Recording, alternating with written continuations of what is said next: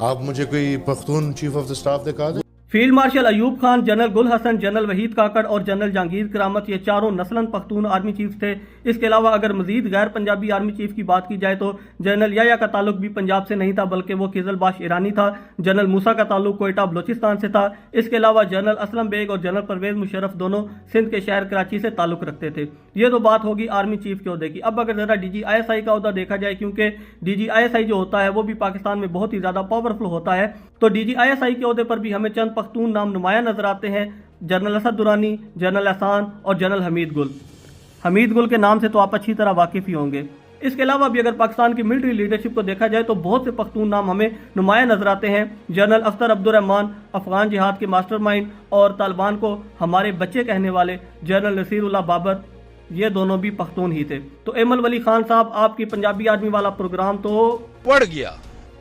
ہاں جی، یہ تو ہو گیا آپ کے پہلے سوال کا جواب. اب آپ اگلی بات کیجئے. جو مہاجر انڈیا سے آتے ہیں ان کو ہم تاج پہناتے ہیں، جو مہاجر افغانستان سے آتے ہیں ان کو ہم لاتے مارتے. اچھا، پہلی بات تو یہ کہ دونوں میں کوئی کمپیریزن بنتا ہی نہیں ہے. افغانستان سے جو آئے وہ مہاجرین نہیں تھے، وہ پناہ گزین تھے. وہاں پہ جنگ لگی تھی، وہ پاکستان میں آئے، پاکستان میں آ کے رہنے لگے. جب بھی جنگ ختم ہوتی انہوں نے واپس جانا ہی تھا. جبکہ جو انڈیا سے مہاجر آئے انہوں نے پاکستان بنانے میں بہت ہی زیادہ اہم کردار ادا کیا تھا. پاکستان کے لیے اپنی جانیں گنوائی تھی، پاکستان کے لیے اپنی جائیدادیں چھوڑی تھیں.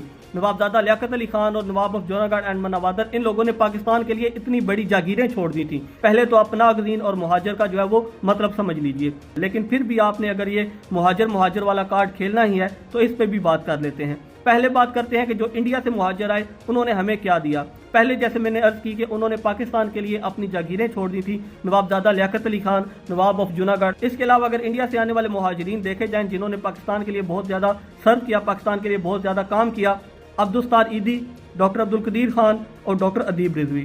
اگر پاکستان کی تاریخ میں سب سے زیادہ کام کرنے والے اور سب سے اہم کام کرنے والے لوگوں کی ایک لسٹ بنائی جائے تو میرے خیال میں ٹاپ 10 لوگوں میں ان کا نام ضرور آئے گا. اس کے علاوہ اگر آرٹ اینڈ لٹریچر کو دیکھا جائے، انور مقصود، معین اختر، فاطمہ ثریا بجیا، حسینہ معین، مصطفیٰ زیدی، جان ایلیا، پروین شاکر، اس طرح اگر لکھتے جائیں تو میرے خیال میں قلم تھک جائے گا، لیکن ان لوگوں کی لسٹ ختم نہیں ہوگی جو کہ بڑے بڑے نام مہاجر کمیونٹی نے پیدا کیے.